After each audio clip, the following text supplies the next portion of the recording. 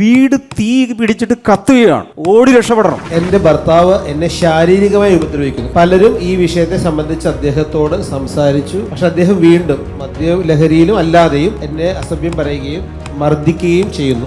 ഭാര്യയെ തല്ലുന്നവൻ ഗദരദേശത്തെ ഭൂതഗ്രസ്തന് തുല്യൻ. അവൻ സ്വന്തം ശരീരത്തെ കൂർത്ത കല്ലുകൾ കൊണ്ടും എല്ലാം ഉപദ്രവിച്ചു. ഭാര്യ സ്വന്തം ശരീരമല്ലേ. നിരന്തരമായി ഭർത്താവ് ശാരീരികമായി ഉപദ്രവിക്കുന്നുണ്ടെങ്കിൽ, എത്ര ഗുണദോഷിച്ചിട്ട് മാറുന്നില്ലെങ്കിൽ, ആ ഭാര്യയ്ക്ക് ആ ഭർത്താവിനെ അവിടെ ഇട്ടിട്ട് മക്കളെയും വിളിച്ച് മാറുവാൻ പൂർണ്ണമായി ലൈസൻസ്. ഒരു വീട് ചോർന്നൊലിക്കുന്നു, ആ ചോർച്ച അടച്ചാൽ മതി. പക്ഷെ വീട് തീ പിടിച്ചിട്ട് കത്തുകയാണ്. ഓടി രക്ഷപ്പെടണം, കാരണം ജീവൻ പോകും. മദ്യപിച്ച ഈ ഭർത്താവ് നാളെ ബോധമില്ലാതെ ഏതെങ്കിലും ആയുധമെടുത്ത് കൊന്നാലോ, എത്രയും വേഗം അവിടെ നിന്ന് മാറുക, അല്ലെങ്കിൽ അയാളെ മാറ്റുക. അയാൾ എന്ന് സുബോധത്തിൽ വരുന്നോ, എന്ന് സ്വന്തം ശരീരം എന്ന് പറയുന്ന ഭാര്യയെ ഏറ്റെടുക്കുമോ, അതുവരെ ആളെ മാറ്റണമെന്ന് ഞാൻ പറയാം. അല്ലെങ്കിൽ ഇയാളെ ഡി അഡിക്ഷൻ സെന്ററുകളിലേക്ക് മാറ്റുകയോ, കൗൺസിലിങ്ങിന് വിധേയമാക്കുകയോ, പ്രാർത്ഥനയ്ക്ക് കൊണ്ടുവരികയോ, ഡെലിവറൻസ് ചെയ്യുകയോ ഒക്കെ ചെയ്ത് ആളെ ശരിയാക്കി എടുക്കാൻ ശ്രമിക്കുക. അതുവരെ മാറാം.